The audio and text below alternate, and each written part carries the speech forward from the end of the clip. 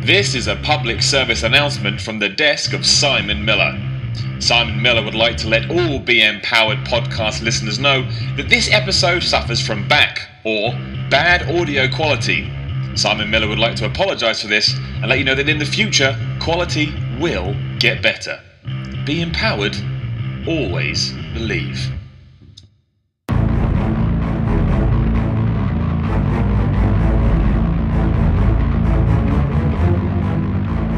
Hello and welcome to the second episode of the Be-Mpowered podcast. If you joined me last week, thank you very much for joining me again. And if you're new, you also get my thanks. Thank you for joining. Make sure you go and hear last week's one to catch up on all the shenanigans that we've got going on. But for everybody, a quick reminder of what the Be-Mpowered podcast is. For starters, my name is Simon Miller.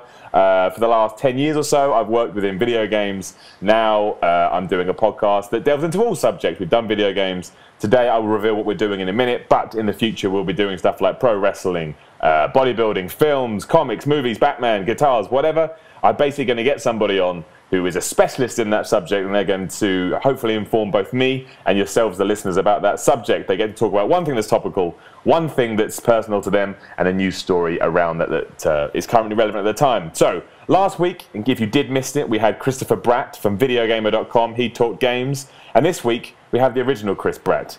If you do know who he is, or you have heard of him, then that depresses me greatly, because he is the worst person I know. His name is David Lynch. He used to be my running buddy down in Imagine Publishing, where we used to run magazines together, didn't we, David? Yeah, well, you did the running. I did the writing. Yeah, you did do the writing. You also wrote the greatest thing I've ever read, which is a Transformers review, but we won't go into that now. Now, David, for starters, I'd like to thank you very much for joining me on my podcast. I'd also like to inform the listeners who don't know that you're Welsh and you're really short. It's important that they know that. And also that right now you're sporting a horrendous moustache. It's in preparation for Movember. It's for a good cause, and it looks amazing. Let's just think it's preparation for Movember. There you go. See, look, even voices we can't hear are yelling at you because of your damn moustache. That was Megan. She interrupted. Okay. She interrupted. Oh, man, you rule with an iron fist, Lynch. I do. Right, so, Lynch, you're well aware of how this podcast works, correct? Correct. Right, but before we talk about your specialist subject, tell me about yourself, David. Who are you, and what have you done in the past? Well, what I've done in the past, I worked with you at Imagine Publishing for 8 years, was it? I believe it wasn't for me. You never would have had your break. I believe you owe me your break. I do owe you and I owe you many of the press trips you sent me on as well. So yeah, thank you for that. That's all right. Anytime. And now you're on my podcast. Don't worry, Lynch. I am. I basically got your back. Yeah. So yeah, I'm back in Cardiff now, and I'm doing some teachers training for teaching the up and coming media people. But I'm not really. No one's going to accept teaching from you, Lynch. So, right, today, Lynch, if I'm correct. Also, we need to talk about your name, because obviously some people may think I got the director David Lynch on my show, which I obviously don't. Yeah. You know, you're not David Lynch, the director. You're David Lynch, the moron. Yeah. Yeah. Okay. Essentially. Yeah. Okay. Basically. All right. So what are you going to talk about today, David? I wanted to talk about monsters because I'm a big fan of Halloween. Because you're not a big fan of Halloween. I love Halloween. I'm all about Halloween. Absolute bollocks. You just like monsters. Don't try and tie it into a holiday event that's coming up. Well, hang on. What is Halloween if it's not just about monsters? Well, you tell me. You like it. It's about monsters. Okay, nice. Okay, right. So you don't understand the podcast works. Hopefully you've broken down your 3 categories. So we're going to start with something that's relevant and that's topical to the monster world. What do you want to talk about, David? I want to talk about Godzilla. Right, the new movie or in general? Well, we can start on the new movie and then we'll see where it goes. Okay, well, I have not seen the new movie. I've seen trailers for it. Well, it's Godzilla movie. The last Godzilla movie I saw had Matthew Broderick in it, and it was one of the worst pieces of shit I've ever seen in my entire life. Yeah, well, I think everyone agrees that never happened, and we can just ignore it, and it will go away eventually. Okay, and well, surely this one makes it go away. Well, yeah, I think it does a bit. All right, go on then. Sell me on Godzilla the movie. Go. Right, if you haven't seen it, it's directed by a Welsh director. I'll put that in there. That's the reason you like it. It's not the only reason. Of course it is. It's directed by Gareth Edwards. If you don't know who he is, he directed a movie called Monsters. hence my topic name. What's Monsters? I think I've seen that movie. What happens in it? Monsters is like a really small indie movie where it's about a couple, a journalist and a rich person's daughter, essentially, and they're trying to get across a quarantine zone in South America. Now, the quarantine zone is there because aliens have sort of crash landed on a meteorite or something. It's not really delved into too much, and they're just existing in this space, and they are, I mean, the title is sort of ambiguous in the sense that they are monsters. They're, horrific aliens with tentacles and all the sort of things you expect, but they are also sort of creatures, and they're just there by accident, and they don't really know what's going on, and sort of these two characters sort of have to get across the quarantine zone to get home, essentially. And it's a really interesting film because of the way it treats these creatures, and sort of the way Gareth Edwards well, he did most of the CGI. Well, I think he did all of the CGI himself. So all of the special effects are sort of little sort of, when you think of ambient storytelling, it's not really sort of over-explain what's going on there, but you'll see little hints of like stuff in the background or little story hints here and there. And it's a slow film. It's really atmospheric, but it's really interesting. Is that the one? This is such a layman response to what you just said. Is that the one where there's bits set in snow? There's a bit where there's some monster movie I've seen. It's independent, and there's some dudes chasing some monster, and they're fighting through the snow. I'm guessing that's not the same movie. I don't think so. Right, you look absolutely baffled, so we're going to move on. Okay, so I guess the success of that indie film obviously opens the door to Hollywood. Hollywood say, my gosh, this man is the future. He can save the Matthew Broderick nightmare that was Godzilla. And I mean, I haven't seen it simply because of that movie. I was burned that bad. I think I'm not going to go back in. So what does Mr. Edwards do in this movie that A, should, give up 2 hours of my time, Lynch, and that is precious, to, unbelievable, to, why should people jump back in if they have been burned? Sell me on Godzilla. Well, I feel like it'd be easier to sell you on Godzilla pre to its release, because some of the things that came out with the film was it was quite heavily criticised. I mean, a lot of the reviews, if you put Godzilla 2014 into Google, you'll find loads of really, really positive reviews saying it's smart, it's intelligent, it's got this good message, there's more going on for a monster movie. If anything, it kind of like it reminds me, you can see lots of Spielberg influences in the film itself, and it's there's more going on than just sort of having a big monster sort of stomping around going rah. But I think popular opinion kind of there was a bit of a backlash when the film came out, simply because there's literally only about 20 minutes of actual Godzilla in there. Right. And that was disappointing to people, because there's like, it feels like, because he's the king of the monsters essentially, and there's a big build up. You think, oh man, I'm going to see Godzilla do some smackdown, and this is people coming off the back of watching Pacific Rim and thinking. But that's true. I mean, like, I watched Pacific Rim. I thought Pacific Rim was awesome because it was just big robots fighting each other. It is awesome, but you say that it is big robots fighting each other. It's stupid. Whereas Godzilla, there's more to it. And I know it sounds so silly when you say that about a movie about a monster, but I think that this is what I kind of wanted to talk about monsters, because there's always more going on, and I think the best monsters are the ones which have this stuff going on underneath the surface. So what's that here then? Here, it's what Hollywood's favourite whipping boy at the moment. No, it's not a love story. It's environmental. It's about the humans, global warming and all that. That's one way you can read it, because basically the enemy creatures in Godzilla are called mutos, which I think is massively subterranean or something. I can't remember the actual acronym what it's for. I'm glad I've got a specialist on to talk about this. This is good. Right. They're called mutos. Right. And anyway, these things exist, and they're huge and they're horrible, and they're a bit like the ones from his earlier film, Monsters. But Godzilla is there because he's the great equalizer, they say. He's the one that brings balance to the world, and he's kind of our protector in a way. Okay, right. Whoa, slow down. So you're telling me that the Godzilla movie is about Godzilla trying to save the world from global warming? Yes, and at one point he does save a bus full of kids from some missiles. Wait a minute. I thought Godzilla was just supposed to be a monster that destroys the shit out of everything. Well, he is originally, because obviously he comes from Japanese culture, and he is a direct response to the atom bomb, because he's a direct result from the atomic bomb. In Gareth Edwards' films, at the beginning of the film, he uses like early footage, and he kind of says the tests that they were doing in the Pacific in the 1950s were actually attempts to kill Godzilla. Right. And that's sort of where he came from. But I mean, this is why Godzilla is interesting as a character, because you look at his history and where he's come from. They say that Japanese culture is the only culture in the world where it's actually post-apocalyptic in the way it approaches its sort of music, its manga, its movies and stuff like that. Because they had 2 atomic bombs dropped on them. They literally are the only country who's had this had this post-atomic influence on them, and that's fascinating to look at. And I think it's one of the reasons why Americans are so fascinated with that culture, and with like one of the reasons why in the 80s Akira was so popular, was because there's this sort of post-bomb dropping guilt that influences us, the way they look at the culture. And I think in some regards it extends to the UK as well. But that's I think one of the reasons why Godzilla's interesting. So he comes from that area, but now over the years he became a hero, because I think to keep Godzilla movies interesting, obviously they introduces all these other monsters like Mothra and all the other ones in the new movie days.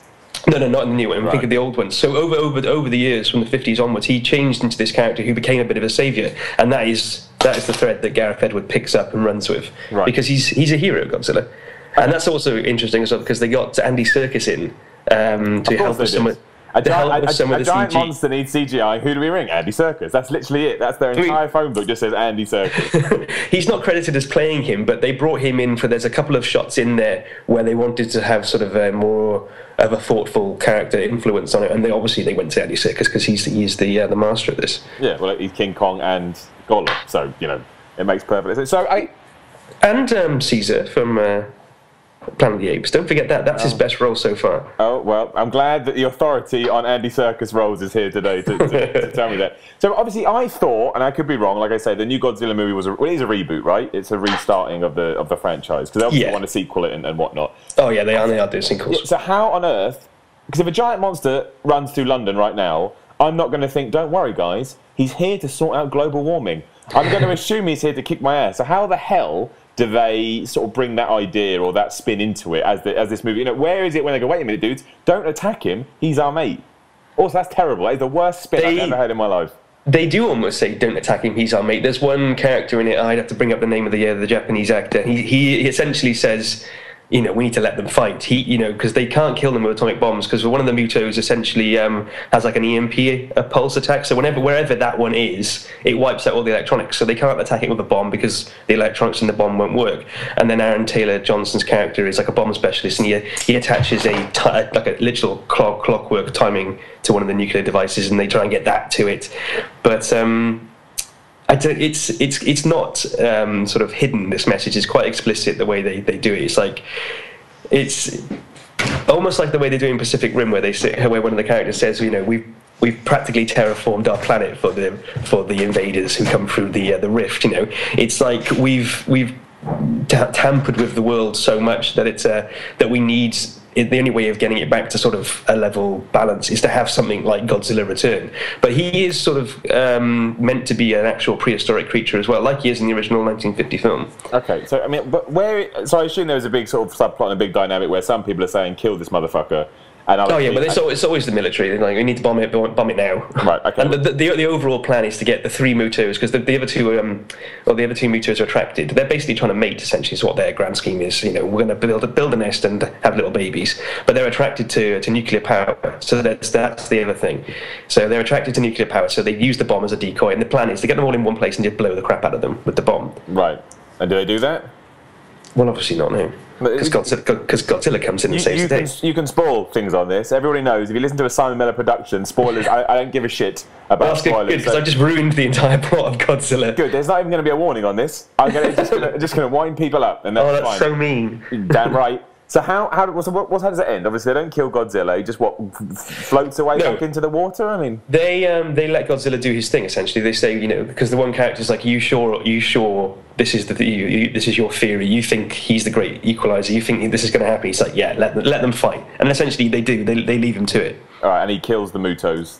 Yeah. And then what? Really, really awesomely. And then he just walks away. Yeah, essentially he walks away, and everyone's like watching him walk back into the water, and he swims off, and that's the end. That's the worst ending to a movie ever. Now, I'm going to. So, you're a fan of the film, and you said to me that it reviewed quite well. I'm going to read you some review quotes. Yeah, okay, cool. I want you to put your argument across as to why they're wrong, or maybe you agree with them. So, Time magazine said it dawdles towards its doomsday climax. The movie could win a prize for least stuff happening in the first 2/3 of an action film. It's a concept lacking a magnetic story and a package without a product. Okay.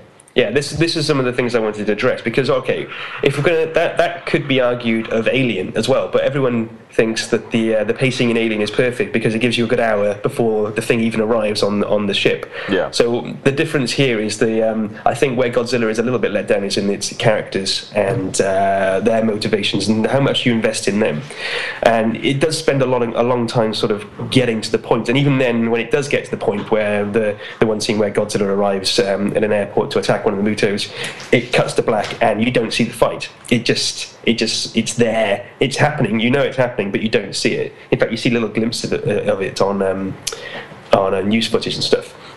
But this is Gareth Edwards. This is why he was chosen. I think ultimately why, in the long run, you could say that's a valid criticism of it. But I think ultimately it works in the film's favour, because I don't think like modern films today, like Pacific Rim, they don't have that weight. They don't have that sort of like. You by the time Godzilla shows up, you need to be screaming for him. You need to be like, just get in there, Godzilla, and fight, because yeah. You need to be like excited. It's too easy in Pacific Rim. It's not about that. It's about seeing what else, how inventive you can be with it. So the first good 40 to 50 minutes of the film of Godzilla, you have Bryan Cranston and his relationship with the son. Bryan Cranston again is obviously clearly a fantastic actor, but he is only in it for 20, 30 minutes, and before he's killed off. And once he's gone, you're left with Aaron Taylor Johnson, who I do think he's a really good actor actually. But he's not selling it in this. He doesn't quite work as a character. You don't. His motivations compared to Bryan Cranston's ones were they are lacking, because there's a really scene at the beginning of the film which has a great impact when Bryan Cranston essentially watches his wife die in front of him as the tremors attack. Well, tremors sort of are bringing down this power station, and she's stuck behind a ceiling door essentially, and that's a really big moment. And I think if they just had Bryan Cranston throughout the film, it would have been a lot stronger. Why do they kill him off then? Essentially because I think he was filming Breaking Bad at the time, and they couldn't get him for long. I think that would be a reason. It's like, I think if you can get him in there. But also Aaron Taylor Johnson's character is a military specialist, so they can actually use him in a lot of the films. In fact, he spends most of the film then hopping on different military transports, be it the train to transport the nuclear device, and he's one of the ones who does the halo jump. So essentially, he's a character you can kind of go, well, he can do that. Let's just have him in there. And so he does all these things. But it's weird as well, because he's not really present in those situations. He's kind of like, he's more of a bystander in it. And he's trying to get, ultimately his goal is to try and get back to his wife and kid. But you don't really care about them either.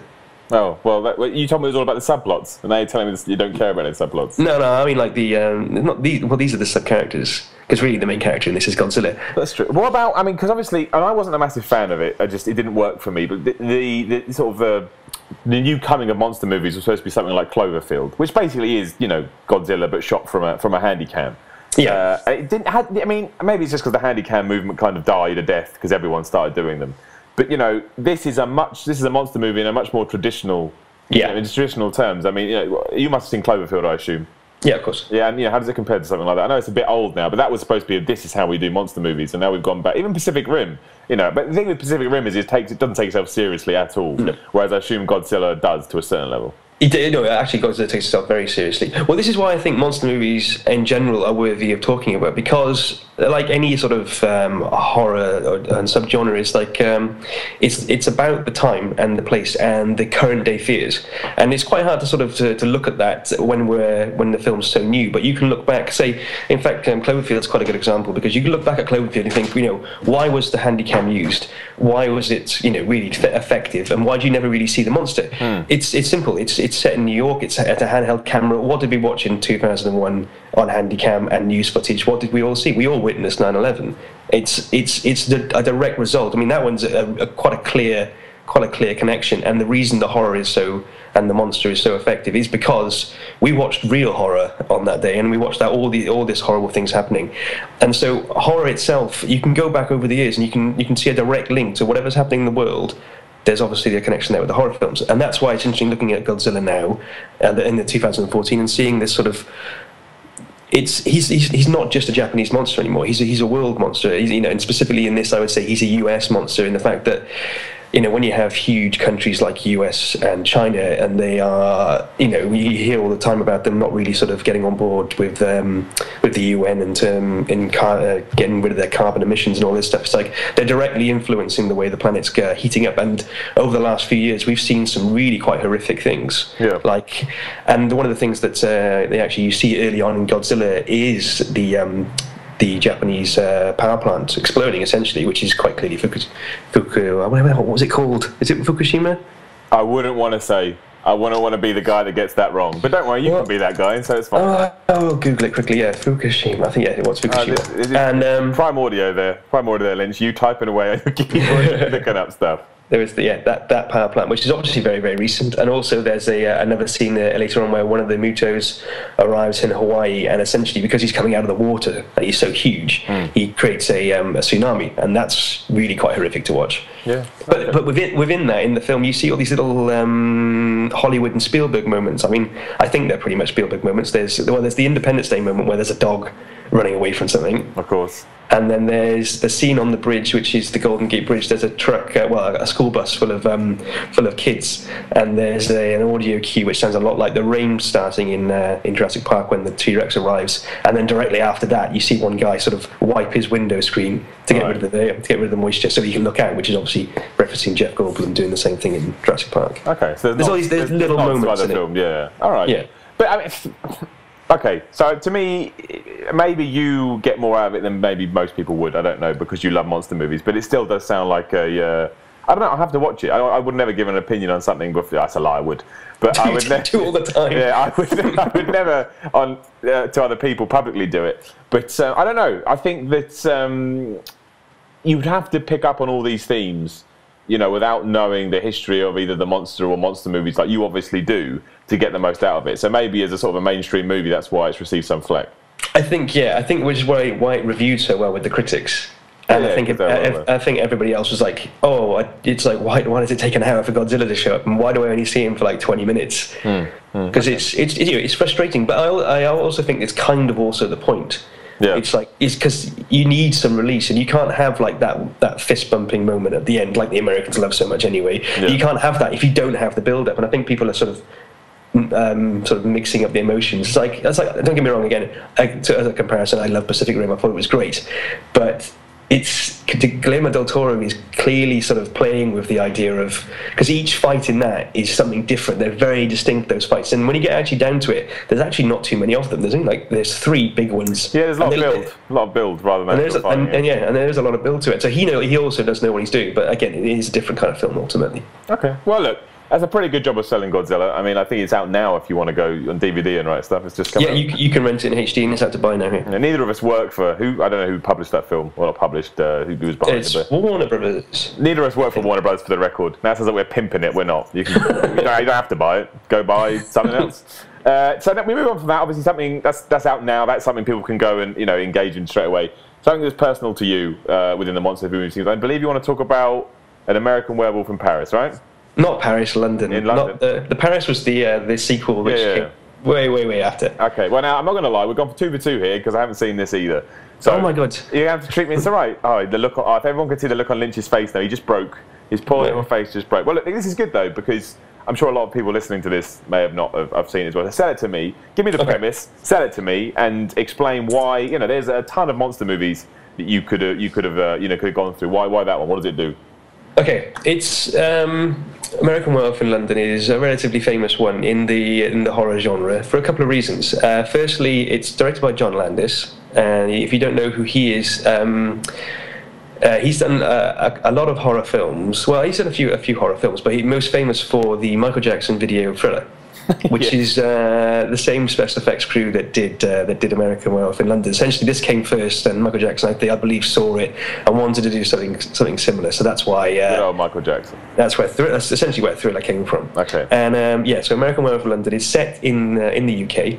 it features these two backpacking Americans, and they are making their way through Europe, but they decided to start in England, and for some bizarre reason they decided to start on the moors in in North England, and they are making their way across country, literally just like got backpacks on, they're doing it, and it starts raining, they stumble across a pub called the Slaughtered Lamb, and inside they go, and there's like the pentangle on the walls, and all these guys all the people are basically, the entire town is in this one pub, and they're all having a few beers, but they kick them out of the pub essentially after some awkward conversations, and it's Brian Glover, actually, the fantastic Brian Glover from Alien 3 and loads of other films. He's in there, and he says, "Stay off the road, or stick to the road, lads. Stay off the moors." And they walk off. I like that you're now doing impressions as well. It's his accent, the way you hear it. Is you can't say it without hearing it in that voice.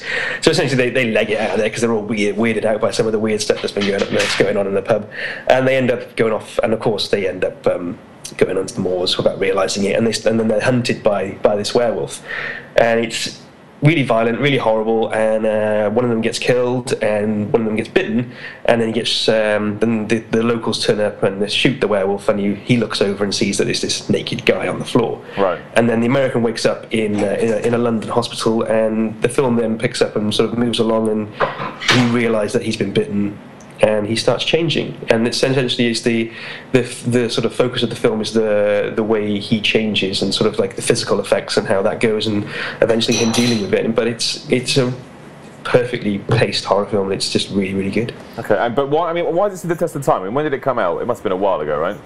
It came out in the 70s. That's the thing. Yeah. So there you go. So we were talking about a very, very old film. You know, you could, like I said, you could have chatted about anything. What is it? I mean, I get the premise. Obviously, it's a good premise. You got your first half of them being hunted, second half, Hunter becomes, and I assume he has urges and lusts for biting other people or something like that. Well, it's like Teen Wolf. I don't think it's like Teen Wolf. It's not like Teen Wolf. This is where, but at the time when this came out, this was a really big departure for sort of the way Hollywood did werewolves, because at the time we had not the Hammer horrors, the Universal Studios horror films, and that was, basically a guy on his, in a suit essentially with claws and a not even like a full face mask, just sort of a bushy beard and some fangs, and that was the werewolf. Whereas this one, he actually goes through a full transformation, and the transformation itself is fantastic. But he actually goes down on all fours. He grows, he gets proper hind legs. He gives a snout and everything, and you see all that physically happening. You see it, some of the physical effects they're famous for this reason, because they're really good, and they stand up now. And they're quite clever, because they do things like when they started filming the sequence, they had him covered in hair like he would end up, and then throughout the sequence they sort of chop it back so it looks like it's growing, right? And lots of physical effects like that. Yeah. And in some regards the film sort of feels a bit awkward, because it's you look at it now, some of the shots of the actual pacing of the shots feels a bit longer. I mean, Hollywood films now cut around so fast, and there's always something happening. Some of the shots can feel quite lingering and long, but when you watch it and you invest time in that with it and go along with it, it kind of sucks you in, and it's some of it's really creepy, because he doesn't change so much as a person. But it's when he's a wolf, he's a wolf. He has no control over what's going on, and ultimately that's what kills him. Ultimately, spoilers again. Well, he dies at the end of the film. Oh yeah. How does he die?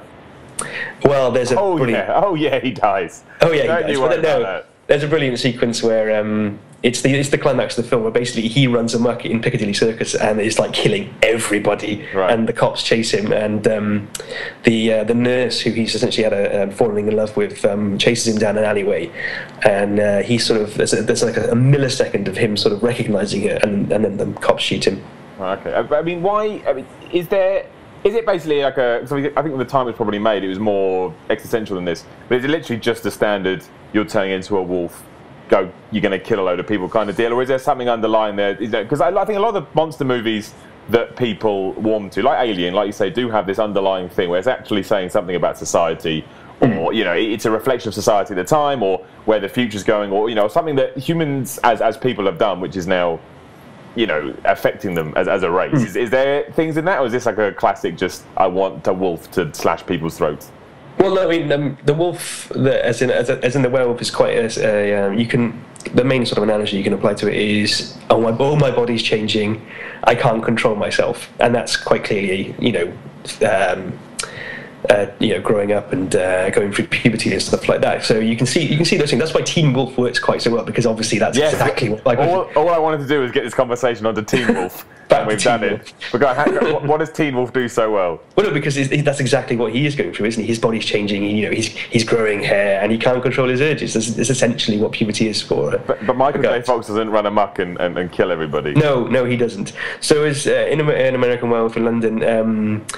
There's more about sort of the guilt and the way you deal with the choices you make and the consequences, because basically in this version of the werewolf lore, whoever you kill or whoever is killed in the bloodline of the werewolf, you can actually see them. So they're actually his friend who was murdered by the werewolf is actually, he appears next to his bed, and he's got a bit of flappy skin underneath his throat where his jugular's been ripped out, and he's there and he's talking to him. He says, I can't believe this, and but throughout the film, obviously the people he kills end up sort of sitting next to him, and there's a brilliant sequence where he hides before transforming into a werewolf. He hides in a porn film called See You Next Tuesday, and he's in there, and literally throughout this entire cinema, or just all these people he's killed, and they're all having a go at him because he's killed them, and they're all at various degrees of sort of decomposition, because the longer the friend's in the ground, the more like a skeleton he looks, and that's where some of the more good special effects come into play. So he's like, and he's still his friend, so he still has sympathy for him. He says, there's only one way out of this, and you've got to kill yourself essentially, because once you've been bitten in this lore, the werewolf's line continues, and I think there's no mention of silver bullets in this, but because he actually, there's not at all, because he gets killed by a regular gun anyway. Okay, all right. Well, there we go. And just in case you weren't sure that this podcast was explicit, you dropped the See You Next Tuesday. So that was nice. That's what the film is called. I know, I'm winding you up. All right, it's like I say, it's not something that's really ever come across my radar. Frank Oz is in it. Frank Oz? What, the puppet guy? What does he do in it? You got to control a puppet, surely. Well, I think he might have done some of the puppet work as well, but he turns up as the American ambassador, because I think essentially it was filmed in England in the 70s. They didn't have too many American actors knocking around. So they got Frank Oz in? So they got Frank Oz in. Right, okay, well, there you go. All right, so you chose American work. Is there anything else you want to do a special mention? Because I know you've got a lot of these that you love. Not Alien. You can't mention Alien. I'm going to put you on the spot. Alien. Oh, I'll tell you what, I can mention. One of the local cinemas around here in Cardiff, Chapter, were doing a special sci-fi night. They're actually doing a sci-fi season right now.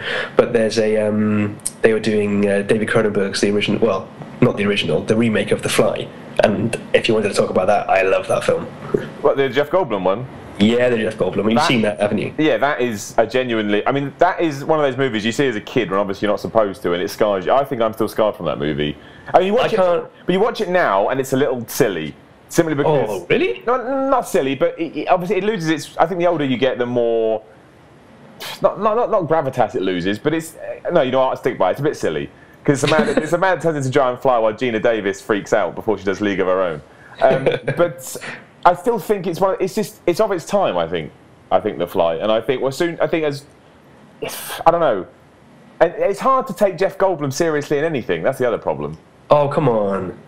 I like Jeff Goldblum. No, I like him. He's awesome. But you know, did you see him singing the lyrics to the Jurassic Park song? Yeah, I did. I also saw if you type in YouTube, I think it's just in Jurassic Park video game ending. And if you did like 100% in all of this Jurassic Park game, Jeff Goldblum came on and insulted you and said, well, that was a waste of time. Why don't you go outside? So Jeff Goldblum's a hero.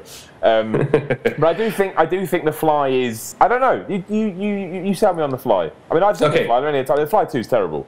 But, yeah. That's just a cash. I just think the original one is still a good movie, but I don't think it holds up today as it did, 30 years ago, whenever it was.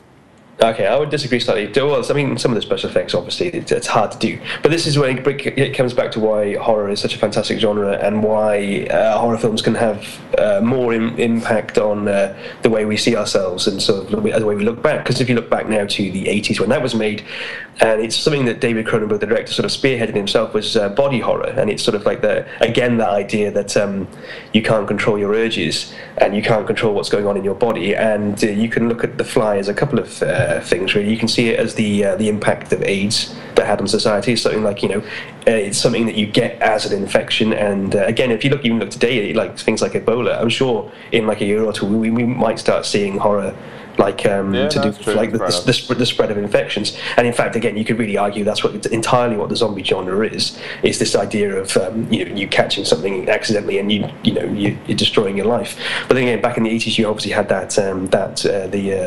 obviously AIDS having a huge impact on society, and also it's this insidious idea of something changing you on the inside and influencing the way you are, which you could see as potentially the idea of communism, or just merely the idea of somebody changing your mind over something and that sort of affecting you. Because some of the David Cronenberg's earlier films talk about the idea of sexuality and the way the sort of the dangers that can have, and I can't remember what one of them was called, but yeah, if you look at all of them, they have this sort of element of my body. I mean, particularly in The Fly, it's like Jeff Goldblum's body literally disintegrates. He's pulling out his teeth, his fingernails, and he's changing into something, and he doesn't know what. Was there any influence of the book, is it Metamorphosis, the guy that turned into a massive beetle, basically? I can't remember who wrote it. I think it's Franz Kafka, I think. But was there any influence on that in the film? Because it's very similar. Obviously, that came out sort of 1910 or something like that. I don't know. I'd have to look into that. I mean, anything from like the 50s onwards is just, you can quite clearly go, right, well, that's communism. Like things like The Thing, and The Thing from Another World was the original short story, which is essentially like, the idea that something, you look the same on the outside, but you're completely different on the inside because you're a commie. Yeah. And then that changed, and then with John Carpenter's The Thing, he obviously had an influence because that, again, filmed in the 80s, so there's quite obviously a lot of body horror in that as well. And then so the idea of like physically changing, and yeah, so it's like building of layers, but it's only when you look back where you can really see what's going on, because you need that distance and that retrospective to really understand it. Yeah. Fair enough. I'm not going to lie, Lynch, you look into monster movies a lot deeper than I do. but no, I get it though. It makes a lot of sense. Kind of when you do approach it from that angle, you kind of see it. Like I said, it is a reflection of stuff that's going on in society. And I think for them to do that a lot of it obviously tick a lot of the same boxes and stuff, but to do that and to reflect that, I think is actually quite smart, really. Yeah, well, and you can start looking at it in like today's films. Like, what films do we have today? It's like the Source franchise. It's like petering out now, but it's been huge for years, and that's all about xenophobia. That's all about the people in another country are so messed up they will literally want to chop me up and kill me. Not so. That's I'm thinking of Hostel. But again, right, yeah. But the sort of movies are right though. I mean, I think they're more just, No, there's always something. It's about morals. It's about being in a society where you deserve to, because he makes everybody earn their place more than in most horror films. Really, it's quite explicit what he's doing. He's like saying you don't deserve life, because I think you could directly relate that to Western guilt over like but when the original Saw came out, it was like what 2005-ish. Like that, yeah. And over the last 10 years, we've seen like exponential growth in terms of like the 1% getting all the money, and I think you could say like Saw was the beginning of that. That sort of Western guilt of like having everything in society handed to you, having all the money, not really having to struggle for life. And that's what he does. He makes the people struggle. If they do something wrong, he gives them a reason to live. And that's why that feels quite interesting. It's the same idea, just repeated. 10 times. Well, more than that, 500 times I think right now. But no, it's true. I honestly think that when you do watch those films with those kind of spins in mind, not even spins, those kind of like just knowledge in mind about what a director's trying to do and what they're trying to achieve, it does give them a bit more weight than just giant non-human thing comes to kill you. Yeah. I mean, Saw moves away out of monsters. That's more just a horror movie in general. But I know what you're saying. All right, Lynch. So look, you've proven to me and everyone listening that you like monster movies, but you want to talk about, again, if you haven't listened to the podcast before, the last bit we do, the last section we introduce is you get to talk about something around that world that's kind of newsy, and I don't really know how you've worked. I guess it kind of... I've got it, don't worry, I'll explain it. Okay, it kind of makes sense. But hey, look, we can talk about this. We can talk about this for the next hour, which we won't do. You want to talk about the new Marvels film, which the new Avenger film, sorry, which obviously had its trailer leaked last Thursday or something like that, and I think it's supposed to officially come out tomorrow by the time we're recording this. So the time this is up, the Marvels trailer will be out. You can go watch it, you can go look at it. But you are claiming this has something to do with monster movies. I get what you mean. I totally get what you mean, because obviously a presence larger than life and not human is obviously coming into Earth to try and destroy the hell out of it. But that's tenuous at best. Tenuous. It's not tenuous at all. Okay. He wagged his finger at me. I forgot you can see me. Okay, so yeah, Avengers 2: Age of Ultron. It's obviously all about Ultron, and I think this is where the genius and the brilliance of Joss Whedon comes through. Is the fact that Joss Whedon is a man who loves playing with conventions, and he loves playing with how we see villains and what makes them special. I mean, you can see that with his work on Buffy, and all over the years, like you know, with Spike, and all different ones. An Angel, he's like an Angel is essentially a vampire with a soul. Just that very idea of like what makes a bad guy bad, and he does that really well. I think. Did you see Cabin in the Woods? Yeah, I did see Cabin. I was oddly impressed by Cabin in the Woods. I thought the problem with Cabin in the Woods was that it got hyped up so much beforehand, and people, you're not going to believe it, you're not going to believe it. That you spend the whole movie going, right, where's this thing I'm not going to believe? And then when it happens, you're like, well, I do believe it now because it's a classic thing. Like, that's why you shouldn't spoil things for people. But in terms of that, there's a problem with media in general when it does really push you on this idea that you get yourself to a level where you're so ready for it. It doesn't mean anything. It's actually I did totally agree with you, and it's one of those things like with Cabin in the Woods. I mean, he didn't direct it, I don't think, but he did write the he did write the screenplay. It's just so brilliant because it's like you don't know what's happening in that film until he keeps showing you these two worlds, and one is the office block and one is obviously these teens. But you kind of have to have an appreciation for horror films, or at least seen one of the ones where they go into the woods or something, which most people have seen one like that. So you already know what the conventions are, and he just like tilts every single one of them on his head, and that brings us to monsters, which obviously Cabin in the Woods has loads of, but then that brings us to Ultron, which is played by James Spader, who is kind of a classic 80s actor in himself. He hasn't been around for a while, but you look back at some of the older films like Jack Nicholson's Wolf. He plays a sort of a nasty piece of work in there, and he has a way of delivering dialogue where you kind of like you can't really look away from him, and you can't not hear the sort of the threat in his voice, and he's like really sinister. But Ultron is obviously a mechanical entity. He's a machine, and all throughout the trailer, you've got this I've got no strings to hold me down, which is obviously Pinocchio. And then you go back to Pinocchio, and if you watch that scene in the original Disney film of Pinocchio where they start turning into donkeys, I refuse to tell you that that's not horror, because that is entirely horror. And in fact, John Landis, when he directed American Werewolf in London, said that that's one of the first great transformation sequences in film that went on to influence horror, which is Pinocchio, which is them turning into donkeys. And if you look at the American Werewolf in London, when he grows that snout, you can literally hear the bones crunching as the snout pushes itself out of his face. The same thing happens to those guys when they sprout ears and the donkey, the tails, and they start kicking him. But you have this character Pinocchio who is, wants to be a real boy, whereas I don't think Ultron wants to be a real boy. But what he's saying is that I don't have any strings.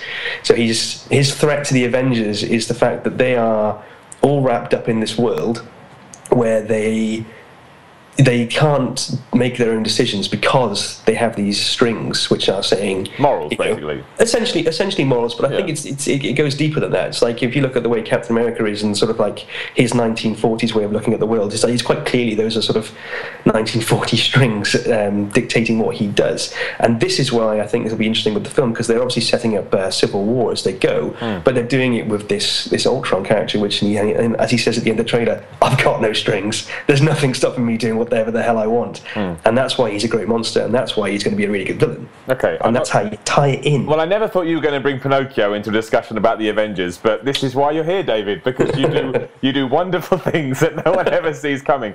I do agree with you to a certain thing, because it sets up the foundations that all good monster movies do, in the sense that you've got a group of people that want to stop a force that is not of this world, and that is essentially what the movie is. Obviously, the spin and the positive that the Avengers has is that it has a cast of characters that everybody loves, and Joss Whedon proved in the first movie that he can make them be just as jokey and just as serious and tight. Basically, have that classic action movie, not the action movie, that classic sort of family movie, but that's got a heart to it that we haven't had in a long time. No. Like I know everyone says that the movie genre is oversaturated now, but when it's done right. Dark Knight Trilogy. There's nothing like it. But I mean, you saw the trailer. Obviously, you've gone through it, and there are other elements to it as well. Because this is a massive. I will warn people like this, because if you want to stay completely out of what they're going to do, and I assume you know this, knowing what I know of you, David. Obviously, the idea, eventually, apparently, if you're to believe what people are saying, is that when the Avengers 3 comes around, Iron Man will have done his complete heel turn, basically, to use pro wrestling analogy, and he will be the villain because, you know, he's a megalomaniac and all that kind of stuff. And you mentioned the Civil War, which ties into that too. I mean, but a hero is only essentially as good as his villain, really. And you've got what, 4 or 5 amazing heroes there. You need a super threat, and I think Loki is the best threat the Marvel Universe has had for a while because you understand his motivations. Essentially, you understand that he's a trickster, but really he's seeing the world from a different point of view because of his heritage, and you can understand that he was stolen as a babe from his planet, and he doesn't really know who he is, but you have that sympathy with him. It'll be interesting to see how they're going to introduce Ultron to us as an audience, so we have that understanding, because like you look at some horror films and things like really sort of horrible, nasty, gritty horror. You generally don't know what the villain wants. I mean, you know, there's no motivation really in, say, something like Psycho. Well, no, maybe not Psycho. I'm trying to think. It's like, but you can use something like, and surprise, I'm bringing this up, but you can bring up Dark Knight. You know, Dark Knight Returns. Yeah, because the Joker's bits in that are pretty horrific. They're quite horrible. And as Alfred said, the whole point of that movie is this man doesn't want anything. Yeah. He just wants out-and-out destruction, which makes him a more scary villain than somebody that wants money or that has... even if I have revenge, I want revenge on this person. It's like, well, that... Yeah, but you can't fight that as well. I mean, like the Batman's reaction to any situation is, I'm going to punch them until they fall down, and then someone will arrest them eventually. Don't lesser Batman. Not on my podcast. But the thing is, just the very act of throwing a punch at the Joker is exactly what the Joker wants. That's why.